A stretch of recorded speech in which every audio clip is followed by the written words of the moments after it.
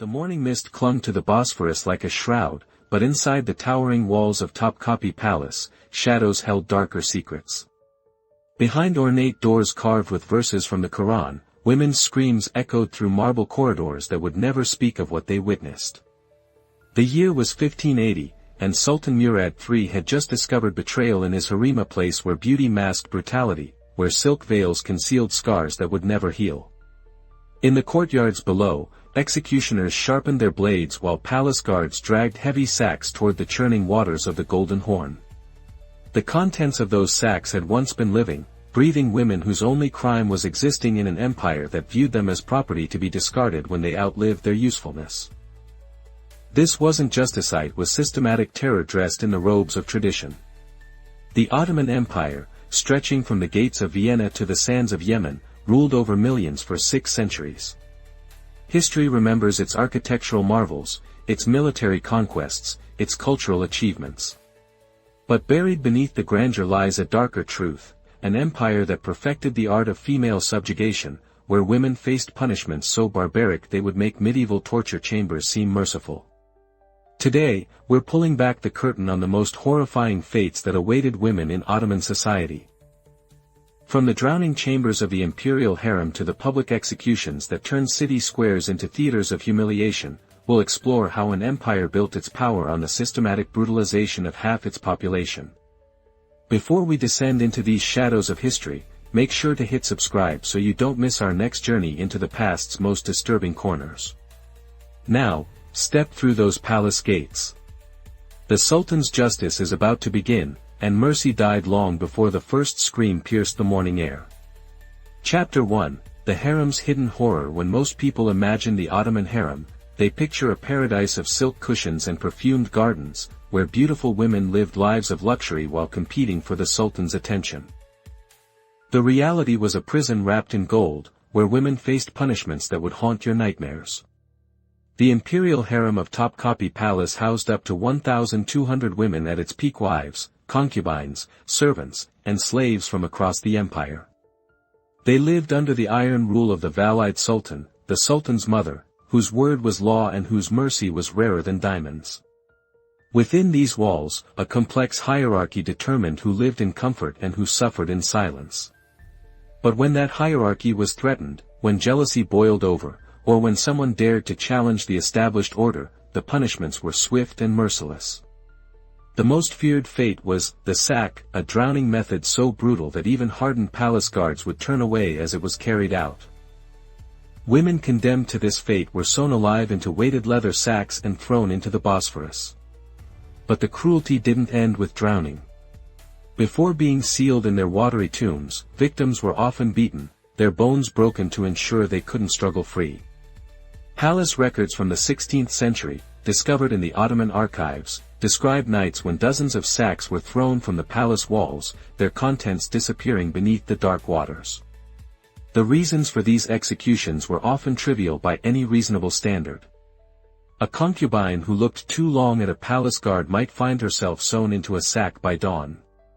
A servant who spoke out of turn could be dragged from her bed in the middle of the night, never to be seen again. Pregnancy outside of the Sultan's direct involvement was an automatic death sentence, not just for the woman, but often for anyone who had helped conceal it. Roxolana, the famous wife of Suleiman the Magnificent, rose to power partly through her willingness to orchestrate such punishments.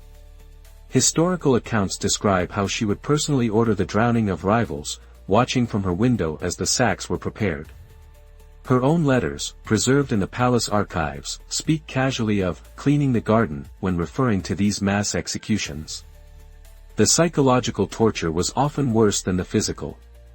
Women would be kept in underground chambers for weeks before their execution, fed just enough to keep them alive while they contemplated their fate. The sound of water dripping was deliberately amplified in these cells, a constant reminder of how they would die. Some went mad before their final moment came, their screams echoing through the palace foundations. Even those who escaped the sack faced horrors that would break the strongest spirit. Beatings with leather whips embedded with metal studs were common for minor infractions. Women were hung by their wrists for days, their feet barely touching the ground, while palace cats were released to scratch and bite their exposed flesh. The most sadistic punishment involved forcing women to kneel on beds of broken glass while heavy stones were placed on their backs, the weight slowly driving the shards deeper into their flesh. The harem's medical records, hidden for centuries in the palace archives, reveal the extent of these tortures.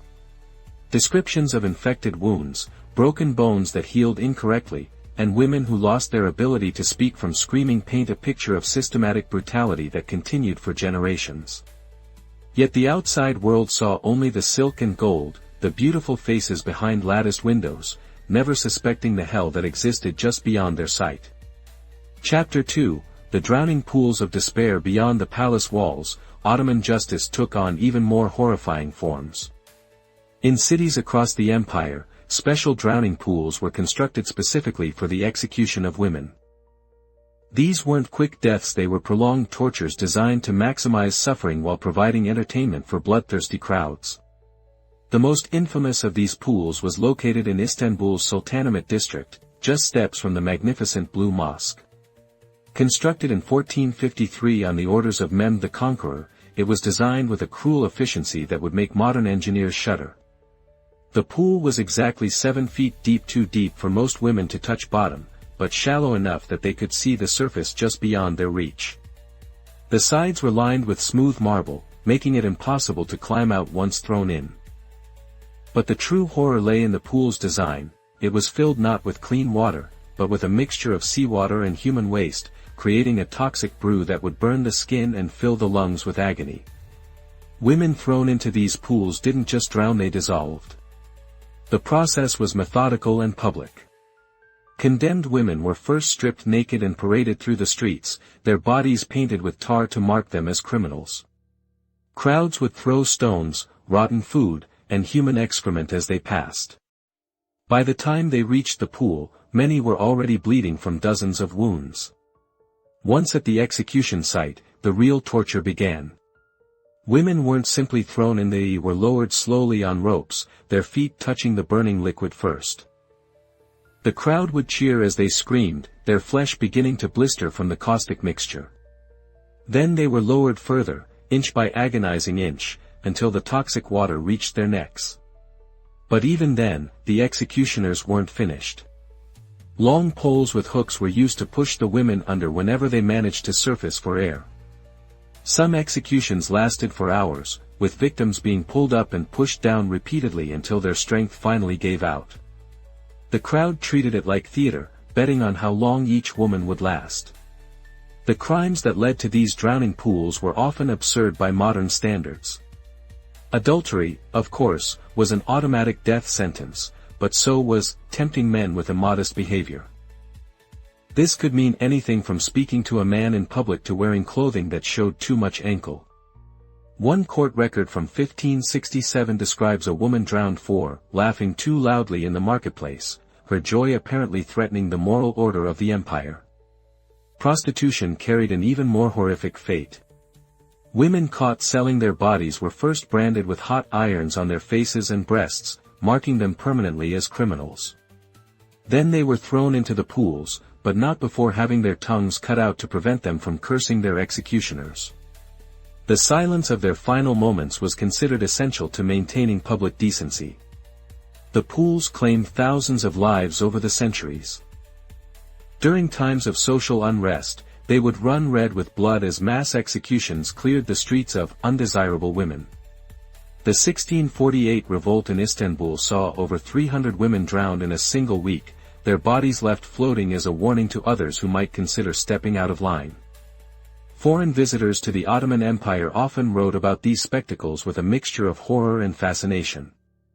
Venetian ambassador Ottaviano Bon described watching a drowning in 1608, noting how the woman's screams could be heard 3 streets away, yet the crowd cheered as if watching a festival. French traveler Jean-Baptiste Tavernier wrote that the pools were a window into the very soul of Ottoman justice, beautiful in its efficiency, terrible in its cruelty.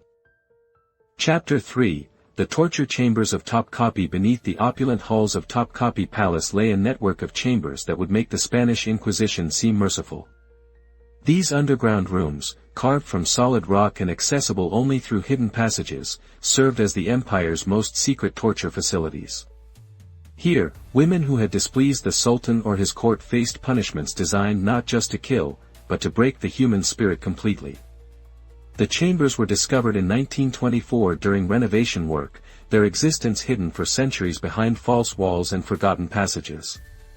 What archaeologists found defied belief: rooms equipped with devices so sophisticated in their cruelty that they could only have been designed by minds that had studied suffering as a science.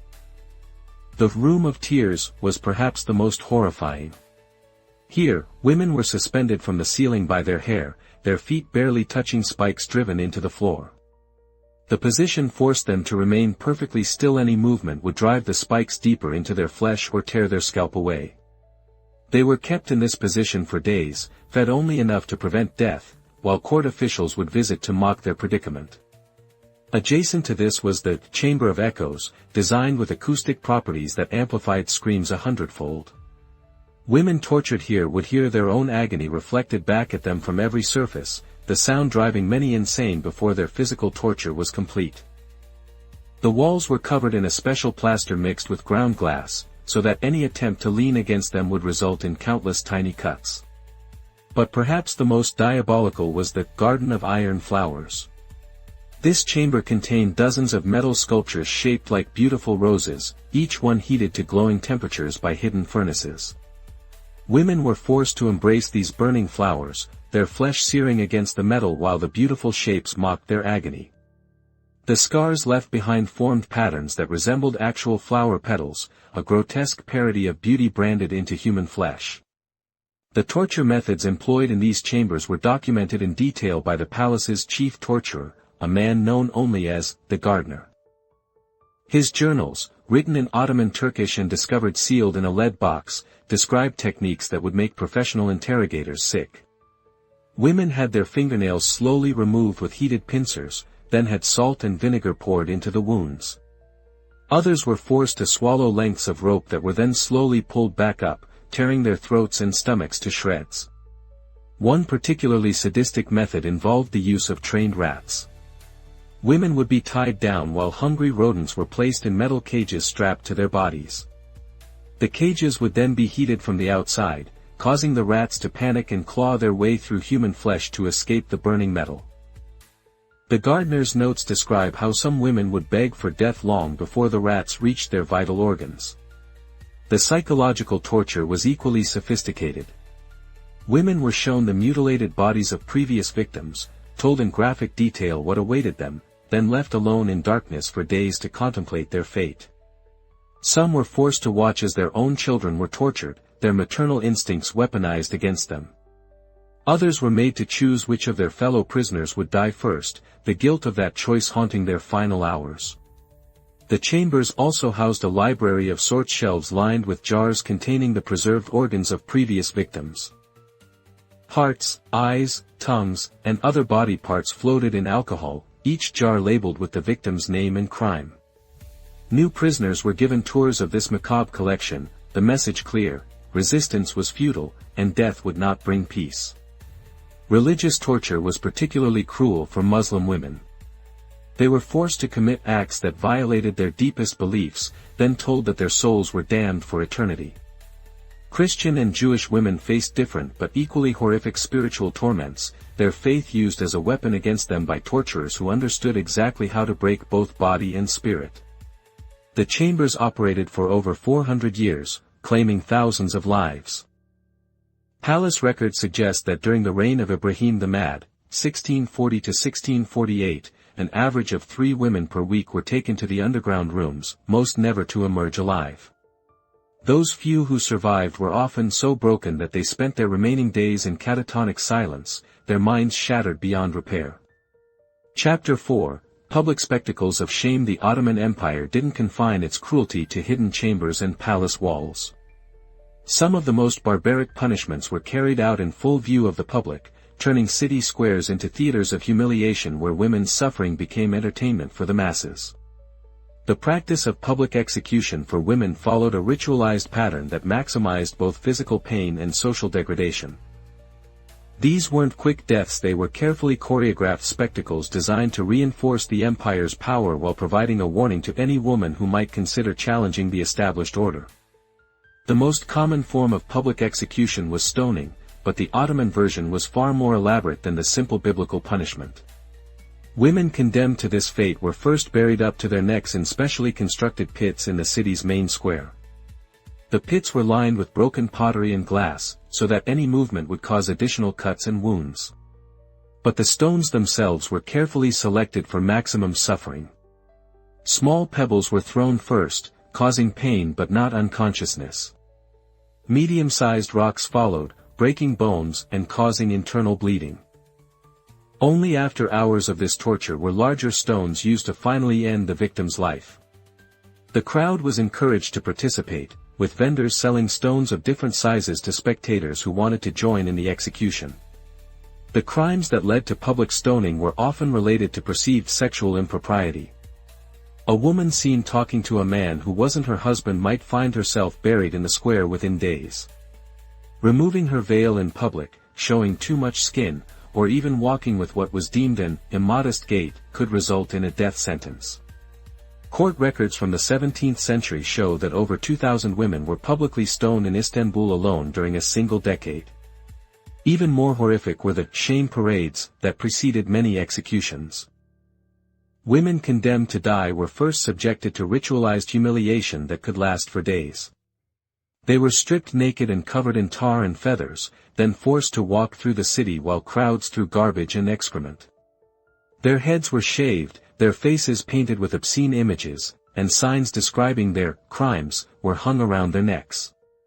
During these parades, the condemned women were often forced to perform degrading acts for the crowd's amusement. They might be made to bark like dogs, crawl on their hands and knees, or simulate sexual acts with inanimate objects. The psychological torture of this public humiliation was often worse than the physical punishment that followed. The empire also employed a particularly cruel form of execution called the dance of death. Women condemned to this fate were forced to dance in the public square while executioners slowly removed pieces of their clothing and then their flesh. The dance had to continue until the victim collapsed from blood loss or exhaustion. Musicians were hired to play increasingly frantic music, and the crowd would clap and cheer as if watching a genuine performance. For women accused of witchcraft or heresy, the punishments took on an even more theatrical quality. They were often burned alive, but not before being subjected to elaborate trials that were really just excuses for torture. Red-hot irons were used to brand symbols into their flesh, their hair was set on fire while they were still alive, and molten metal was poured into their wounds. The crowd was told that these women had made pacts with devils, justifying any level of cruelty. The empire's legal system provided no protection for women facing these punishments. They had no right to legal representation, no right to present evidence in their defense, and no right to appeal their sentences. A single accusation from a male witness was often enough to condemn a woman to death, and the accuser faced no consequences if his testimony was later proven false. Public executions became so popular that they were scheduled like festivals, with vendors selling food and drink to spectators. Wealthy families would rent balconies overlooking the execution squares, turning women's deaths into social events. Children were encouraged to attend, the brutality considered an essential part of their education about the consequences of defying authority. The psychological impact on the female population was devastating. Women lived in constant fear that a single misstep could lead to public torture and death. This fear was precisely what the empire's rulers wanted: a population too terrified to resist, too broken to rebel, too traumatized to imagine a different way of life. Chapter 5: The Sultana's Revenge. Not all the empire's cruelty toward women came from male rulers and judges. Some of the most horrific punishments were ordered by women themselves, powerful sultanas who had climbed to the top of the palace hierarchy and were determined to eliminate any threats to their position. These women, having survived the brutal world of the harem, often became even more ruthless than their male counterparts. Kozum Sultan, who effectively ruled the Ottoman Empire for much of the early 17th century, was perhaps the most notorious of these female tyrants. As the mother of 2 sultans and grandmother of a third, she wielded unprecedented power and used it to orchestrate some of the most barbaric punishments in the empire's history. Kozum's rise to power had been built on the bodies of her rivals. As a young concubine, she had watched dozens of women disappear into the Bosphorus, sewn into weighted sacks on the orders of previous sultanas. When her own time came to rule, she showed no mercy to those who might threaten her position. Her most infamous act of cruelty involved the mass execution of pregnant concubines in 1618. When Sultan Ahmed I died unexpectedly, Kozum faced a potential succession crisis. Several concubines were pregnant with what might be male heirs, threatening her own son's claim to the throne. Rather than wait to see if the babies would be boys or girls, Kozum ordered all pregnant women in the harem to be killed immediately. But she didn't simply have them drowned or strangled. Instead, she devised a punishment that combined physical torture with psychological horror. The pregnant women were taken to a special chamber where their bellies were cut open while they were still alive. The unborn children were removed and killed in front of their mothers, who were then left to bleed to death while watching their babies die. Palace records describe how Kozum personally supervised these executions, showing no emotion as women screamed for mercy. She reportedly told one victim, "Your child threatens my child's future. This is the price of ambition." The bodies were then sewn back together and thrown into the sea, maintaining the fiction that they had simply been drowned for adultery. Kozum's cruelty extended beyond potential rivals to anyone who displeased her. She once ordered a servant girl to be skinned alive for accidentally spilling wine on one of her dresses. The girl was tied to a table while palace executioners slowly removed her skin with sharp knives, keeping her conscious throughout the ordeal by giving her stimulants. The skinning took 3 days to complete, with Kozum visiting regularly to ensure the girl was still suffering. Another sultana, Turhan Hadisi, proved equally ruthless when she came to power.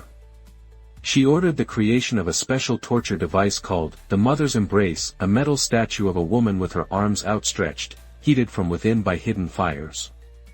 Women who had displeased her were forced to embrace this burning statue, their flesh searing against the metal while Turhan watched from a safe distance. Turhan also pioneered a form of psychological torture that involved forcing mothers to choose which of their children would die. Women brought before her for various crimes were given a simple choice: watch all their children be killed slowly, or choose one to die quickly while the others were spared. Most mothers, faced with this impossible decision, would break down completely, their minds shattered by the weight of choosing which child would live and which would die. The female rulers of the harem also used sexual torture as a weapon against their rivals. Women suspected of trying to seduce the sultan were subjected to punishments designed to destroy their sexuality completely. They might have their breasts cut off, their genitals mutilated with hot irons, or be forced to submit to repeated rapes by palace guards while the sultana watched. One particularly sadistic practice involved the use of trained animals. Women condemned by the sultanas were sometimes thrown into pits with starved dogs or wild boars, their screams providing entertainment for the palace elite. Others were tied to posts and covered with honey, then left for insects to devour their flesh slowly. The sultanas would often take bets on how long each victim would survive. The psychological profile of these female rulers reveals women who had been so brutalized by the system that they became its most enthusiastic enforcers. Having survived the harem's cruelties through cunning and ruthlessness, they saw compassion as weakness and mercy as a luxury they couldn't afford. They had learned that in the Ottoman Empire, power meant the ability to inflict suffering, and they wielded that power with a precision that would have impressed the most sadistic male rulers. Chapter 6: The Devshirm's Dark Secret. While the Devshirm system is often remembered as the Ottoman Empire's method of recruiting Christian boys for military and administrative service, few know about its hidden component: the systematic abuse and torture of Christian girls who were taken alongside their brothers but whose fates were carefully concealed from history.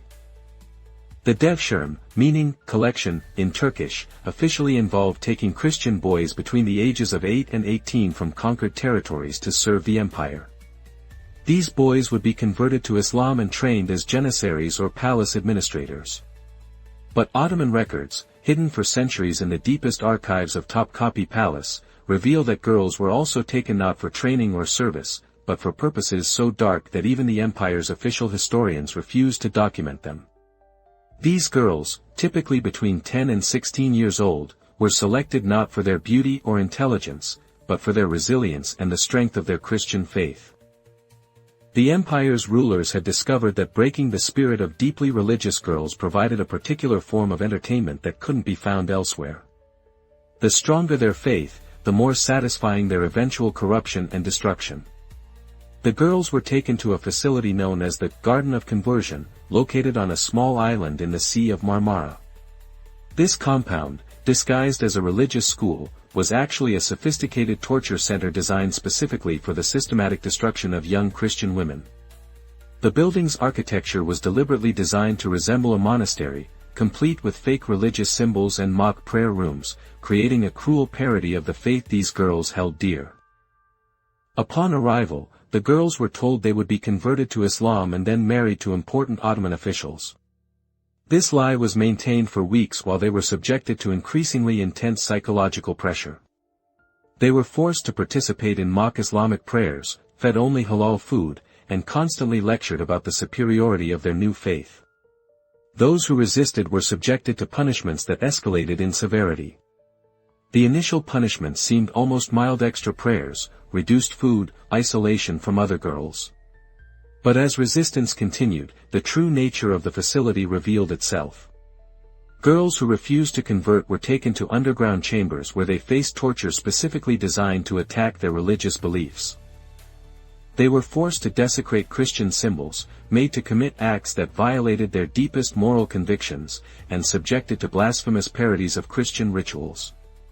One of the most horrific practices involved the crucifixion of faith.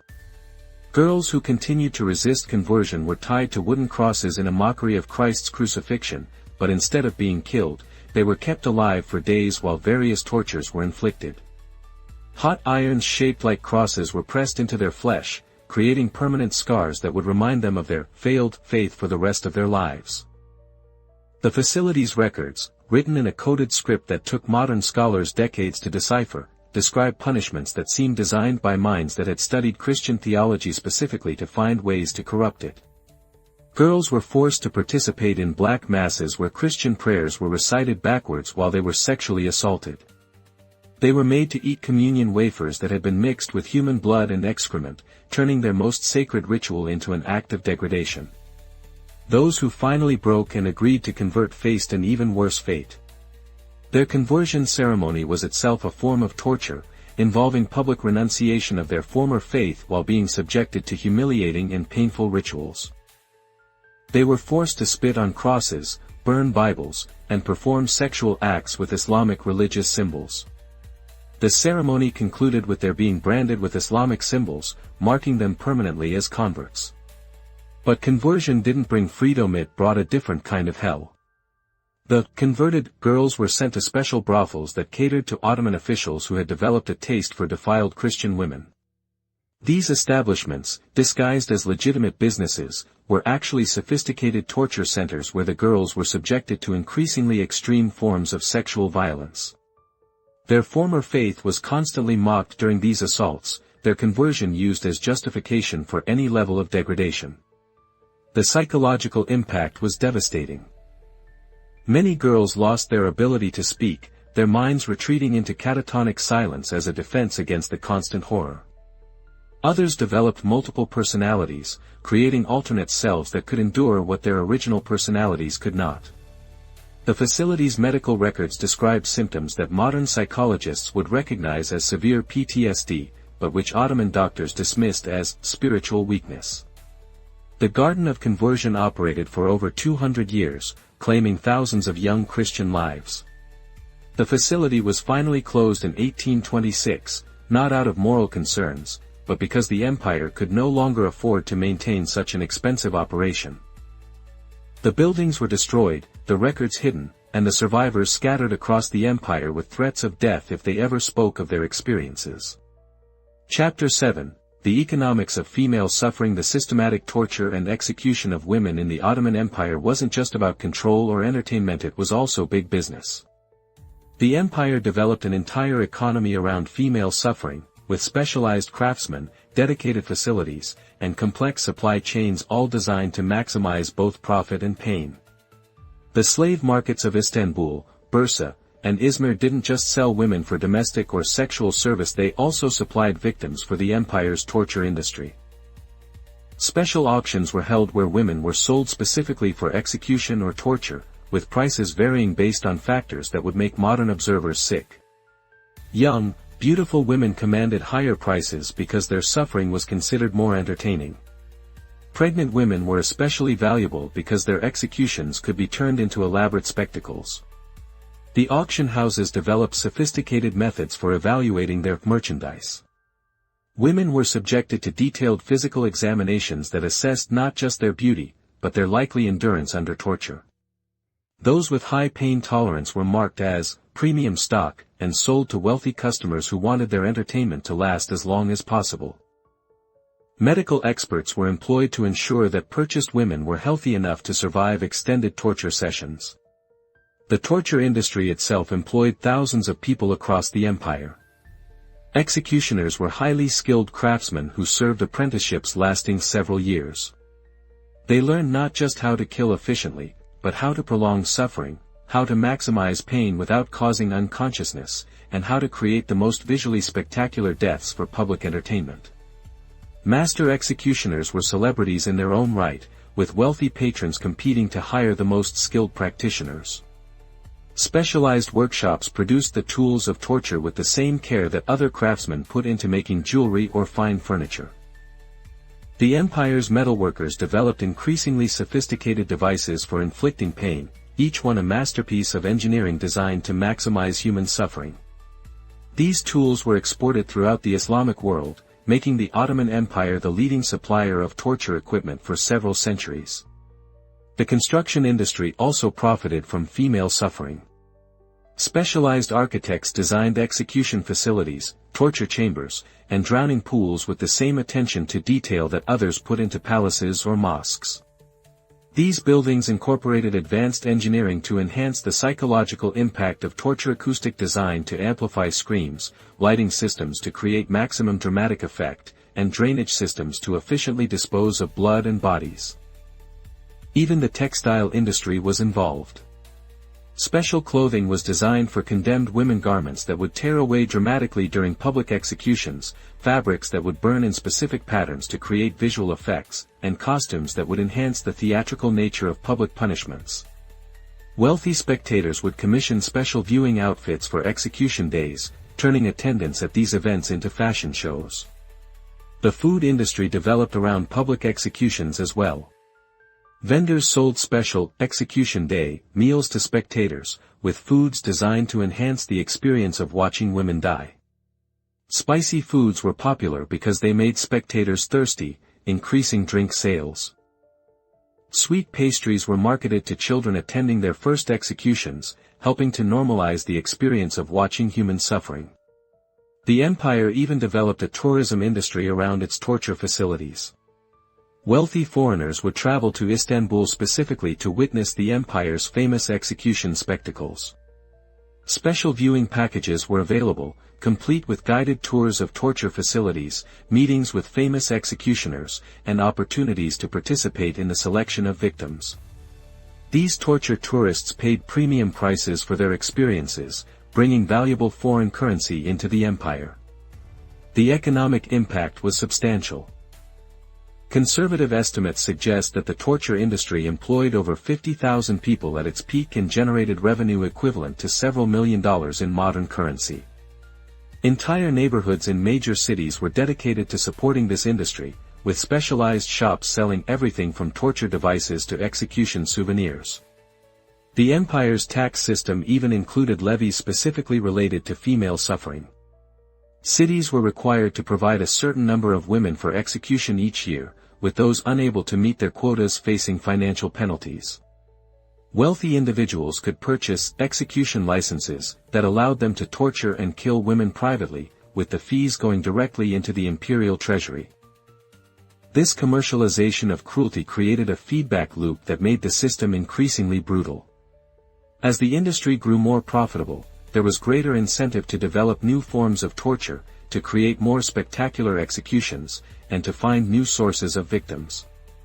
The economic success of the torture industry became one of the driving forces behind the empire's expansion, as conquest provided fresh supplies of women to feed the growing demand for suffering.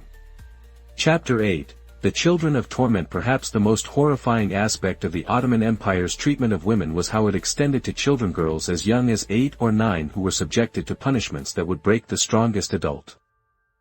The empire's legal system made no distinction between adult women and female children when it came to certain crimes, and the torture methods used on children were often even more creative and cruel than those inflicted on adults. The concept of childhood innocence simply didn't exist in Ottoman legal thinking when it came to female children. Girls were considered miniature women, capable of the same crimes and deserving of the same punishments. Court records from the 16th and 17th centuries are filled with cases of children being tortured and executed for offenses that modern legal systems wouldn't even consider crimes. One of the most common crimes committed by female children was premature seduction, essentially being too attractive at too young an age. Girls who developed physically early were often accused of tempting adult men and faced punishment for their natural biological development. These children were subjected to procedures designed to correct their premature attractiveness, including having their developing breasts burned with hot irons or having their faces scarred to make them less appealing. The punishment for childhood adultery was particularly barbaric. Girls as young as 10 who were accused of sexual impropriety faced the same punishments as adult women, but with modifications designed to account for their smaller size. Special miniature torture devices were created specifically for children, including smaller versions of the burning metal flowers and child-sized drowning pools that allowed for more prolonged suffering. The empire also developed a system of preventive punishment for female children who showed signs of future rebelliousness. Girls who were too intelligent, too curious, or too independent were identified early and subjected to treatments designed to break their spirit before they could become threats to the social order. These treatments included prolonged isolation, systematic humiliation, and physical torture designed to create lasting psychological damage. Educational torture was another horrific innovation. Female children who showed interest in learning to read or write were subjected to punishments that turned education into agony. They were forced to write with quills dipped in acid that would burn their fingers, made to read texts while being beaten, or required to memorize passages while subjected to various forms of physical torture. The message was clear: knowledge was not for females, regardless of age. The empire's orphanages were particularly horrific institutions where female children faced systematic abuse disguised as care. These facilities, funded by religious foundations and overseen by Islamic authorities, were actually training centers for future victims. Girls were raised in conditions of deliberate cruelty, taught that suffering was their natural state and that resistance would only bring worse punishment. Children in these orphanages were subjected to daily torture sessions disguised as discipline. They were beaten with special whips designed to cause maximum pain without permanent damage, forced to sleep on beds of thorns, and fed diets designed to keep them weak and compliant. The most rebellious children faced special punishments that included being buried alive for short periods, having their tongues pierced with hot needles, or being forced to watch as younger children were tortured. The psychological manipulation of female children was particularly sophisticated. They were taught from infancy that their only value lay in their ability to suffer for others' pleasure. They were shown the tortured bodies of older girls and told that this was their inevitable future. Many developed a form of Stockholm syndrome, actually looking forward to their own torture as a way of finally achieving their life's purpose. The empire also practiced a form of genetic torture, deliberately breeding women for specific torture characteristics. Female children born from these breeding programs were raised specifically to be torture victims, their entire lives planned around maximizing their eventual suffering. They were fed special diets to enhance their pain sensitivity, given exercises designed to increase their endurance under torture, and educated in ways that would make their eventual breaking more psychologically satisfying for their torturers. Some children were subjected to experimental tortures designed to test new methods before they were used on adults. These child victims served as living laboratories where torturers could perfect their techniques. The records of these experiments, hidden in the deepest archives of the empire, describe procedures so horrific that modern researchers have difficulty reading them without becoming physically ill. The most tragic aspect of this systematic abuse was how it created cycles of violence that perpetuated themselves across generations. Female children who survived their torture often grew up to become the torturers of the next generation, their own trauma transforming them into instruments of the system that had destroyed their childhoods. The empire had created a self-perpetuating machine of cruelty that fed on its own victims. Chapter 9: The Resistance and Its Price. Not all women in the Ottoman Empire submitted quietly to their fate. Throughout the empire's history, brave women organized resistance movements, planned escapes, and fought back against their oppressors. But the price of resistance was always higher than the original punishment, and the empire's response to female rebellion was swift, systematic, and designed to serve as a warning to others who might consider defying the established order. The most famous resistance movement was led by a woman known only as the Nightingale of Bursa, whose real name was lost to history but whose legend inspired generations of Ottoman women. Operating in the early 17th century, she organized a network of women who helped others escape from harems, provided safe houses for those fleeing arranged marriages, and even carried out assassinations of particularly cruel officials. The Nightingale's network was sophisticated and far-reaching, with cells operating in major cities across the empire. They used coded messages hidden in embroidery patterns, secret passages in public baths, and even trained birds to carry communications between safe houses. For nearly 5 years, they successfully spirited hundreds of women to safety, often disguising them as men or hiding them in merchant caravans heading to more tolerant regions. But when the network was finally discovered, the empire's response was swift and merciless. The Nightingale herself was captured after being betrayed by a woman she had trusted, and her execution became a public spectacle that lasted for 3 days. She was subjected to every form of torture the empire had perfected, with each day featuring different methods designed to break her spirit and extract information about her remaining followers. On the first day, she was subjected to the Dance of Knives, where executioners slowly cut away pieces of her flesh while she was forced to remain standing. On the second day, she faced the Garden of Fire, where red-hot metal implements were used to burn intricate patterns into her skin. On the third day, she was finally killed using the Embrace of Eternity, where she was slowly crushed between 2 massive stones while the crowd counted each breath. But even under the most extreme torture, the Nightingale never revealed the locations of her safe houses or the names of her followers. Her silence saved dozens of lives but cost her everything. Her death became a rallying cry for future resistance movements, proving that even the empire's most sophisticated torture methods couldn't break a truly determined spirit. Other resistance movements took different approaches. Some focused on sabotage, poisoning cruel officials or burning down torture facilities. Others concentrated on documentation, secretly recording the empire's crimes against women and smuggling these records to foreign countries where they could be preserved. A few groups even attempted armed rebellion, though these efforts were quickly crushed by the empire's military forces. The punishment for resistance was always collective.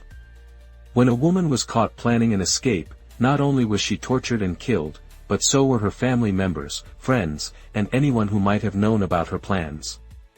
The empire practiced a form of guilt by association that made resistance incredibly dangerous not just for the rebels themselves, but for everyone around them. One particularly tragic case involved a group of women in Thessalonica who organized a hunger strike to protest conditions in their local prison. The empire's response was to force-feed them through tubes inserted down their throats, but the food was mixed with ground glass and acid. The women died slowly and painfully, their stomachs torn apart from the inside, while their families were forced to watch as a warning about the consequences of organized resistance. The empire also developed sophisticated methods for preventing resistance before it could begin. Informant networks were established in every neighborhood, with women encouraged to report on their neighbors' activities. Children were taught to spy on their mothers and sisters, with rewards offered for information about potential resistance activities. The psychological pressure of constant surveillance made organizing any kind of resistance extremely difficult. Despite these obstacles, resistance continued throughout the empire's history. Women developed increasingly sophisticated methods for communicating and organizing, often using religious gatherings or market days as cover for their activities. They created elaborate codes based on traditional songs, used children as messengers, and even trained animals to carry secret communications. The empire's archives contain records of over 200 documented resistance movements led by women, ranging from small groups of friends helping each other escape arranged marriages to large-scale networks that operated across multiple provinces. While most of these movements were eventually discovered and crushed, they succeeded in saving thousands of lives and preserving the hope that resistance was possible even in the darkest circumstances. The legacy of these brave women lived on long after the empire's fall.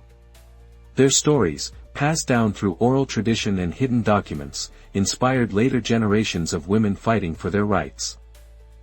The courage they showed in the face of unimaginable brutality proved that the human spirit could never be completely broken, no matter how sophisticated the methods of oppression became. Chapter 10, The Empire's Final Cruelty. As the Ottoman Empire entered its final centuries, facing military defeats and internal decay, the treatment of women didn't improvise became even more savage.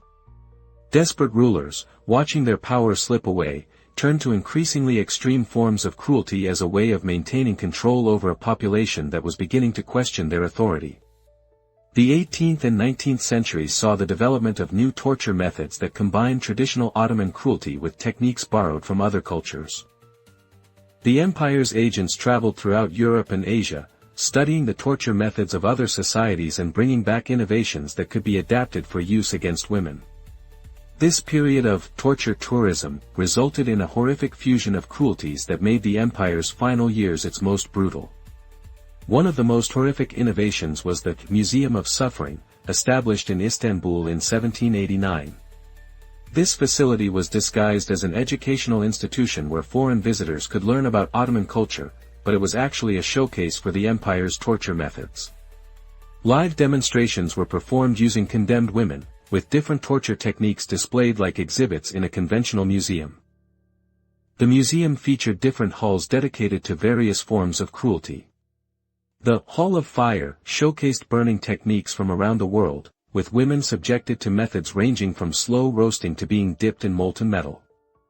The Hall of Water demonstrated drowning methods, including techniques that could keep victims conscious underwater for extended periods. The Hall of Steel featured cutting and piercing methods, with demonstrations of how to inflict maximum pain while keeping victims alive. Foreign visitors paid substantial fees to attend these demonstrations, and the museum became a popular destination for wealthy Europeans who wanted to experience authentic Ottoman culture. The women used in these demonstrations were often political prisoners or members of resistance movements. Their suffering turned into entertainment for tourists who saw their pain as exotic and fascinating.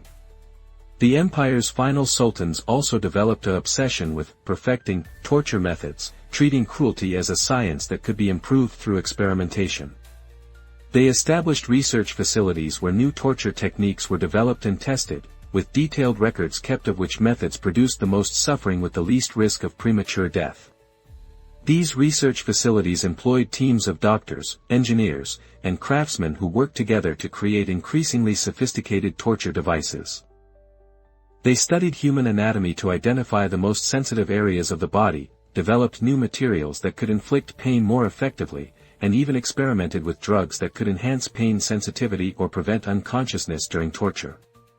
The empire's final decades also saw the rise of torture competitions, where different executioners would compete to see who could create the most innovative and painful death. These competitions were held in major cities throughout the empire, with wealthy spectators betting on the outcomes. The winning executioner would receive substantial prizes and the honor of serving in the imperial palace. As foreign pressure mounted and reform movements gained strength, the empire's rulers became increasingly paranoid about internal threats. They saw resistance everywhere and responded with mass executions that claimed thousands of women's lives. Entire neighborhoods suspected of harboring dissidents were cleared, with every woman over the age of 12 subjected to torture and execution. The empire's final atrocity was the Great Cleansing of 1876, when Sultan Abdul Hamid II ordered the systematic execution of all women in the empire who had been accused of any crime, no matter how minor, over the previous decade. This mass killing claimed an estimated 50,000 lives and was carried out with industrial efficiency that prefigured the genocides of the 20th century. The Great Cleansing was organized like a military campaign, with special execution units deployed to every province of the empire. These units worked methodically through lists of condemned women, carrying out mass executions that sometimes claimed hundreds of lives in a single day. The bodies were burned in massive pyres that could be seen for miles, the smoke serving as a warning to any who might consider resistance. But even this final act of cruelty couldn't save the empire. The mass executions horrified international observers and provided ammunition for those calling for Ottoman reform or dissolution. The empire's reputation for brutality, which had once been a source of strength, became a liability in a world that was slowly beginning to recognize women's rights. The last recorded torture execution in the Ottoman Empire took place in 1908, just 10 years before the empire's final collapse. The victim was a young woman named Fatma who had been accused of writing seditious poetry. She was subjected to the final embrace, a newly invented torture method that combined elements from all the empire's traditional techniques. Her death marked the end of an era, though few at the time realized they were witnessing the conclusion of centuries of systematic cruelty. Epilogue: Echoes in the ruins. Today, visitors to Istanbul can walk through the ruins of Topkapi Palace, admiring its beautiful architecture and stunning views of the Bosphorus. Tour guides speak of the empire's glory, its cultural achievements, and its historical significance. But beneath the marble floors and behind the ornate walls lie the ghosts of thousands of women whose suffering built the foundation of that glory. The torture chambers have been sealed, their entrances hidden behind false walls and forgotten passages. The drowning pools have been filled in and converted to gardens. The execution squares have become busy intersections where modern Turks go about their daily lives, unaware of the blood that once soaked the stones beneath their feet. But the evidence remains for those who know where to look. Archaeologists have found mass graves filled with the bones of women, their skeletons bearing the marks of systematic torture. Hidden archives continue to yield documents that detail the empire's crimes, written in the careful hand of bureaucrats who recorded atrocities with the same attention to detail they gave to tax records. The psychological scars run even deeper. Generations of women lived in terror, their spirits broken by a system that treated their suffering as entertainment. The cultural impact of this systematic brutality can still be seen in attitudes toward women that persist in some parts of the former Ottoman territories, where the empire's legacy of female subjugation continues to influence modern society. Perhaps the most tragic aspect of this history is how thoroughly it was hidden. The Ottoman Empire's official historians carefully omitted these atrocities from their records, creating a sanitized version of history that emphasized military conquests and architectural achievements while ignoring the systematic torture and murder of women. This historical amnesia allowed the empire's crimes to be forgotten, ensuring that future generations would never learn from these dark chapters of the past. But forgetting history doesn't erase its consequences. The normalization of violence against women that characterized Ottoman society created cultural patterns that outlived the empire itself. The idea that women's suffering could be justified, that their pain could be entertainment, that their lives had no value beyond their ability to serve men's desires, these concepts didn't die with the empire's collapse. Modern scholars who study this period often struggle with the emotional impact of their research. Reading the detailed accounts of torture, studying the architectural plans of execution facilities, and analyzing the bureaucratic records of mass murder takes a psychological toll that many researchers are unprepared for. Some have abandoned their studies entirely, unable to continue confronting the depths of human cruelty documented in the Ottoman archives. Yet this history must be remembered, not to satisfy morbid curiosity, but to understand how societies can descend into systematic brutality when cruelty becomes normalized and institutionalized.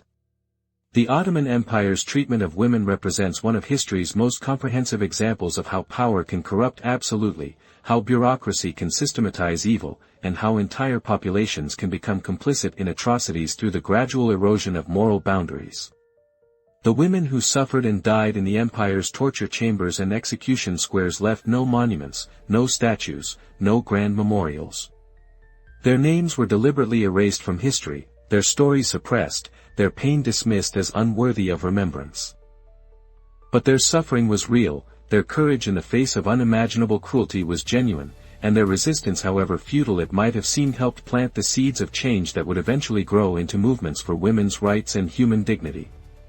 In remembering their stories, we honor not just their memory, but our obligation to ensure that such systematic cruelty never again becomes normalized, never again becomes entertainment, and never again becomes the foundation upon which empires build their power.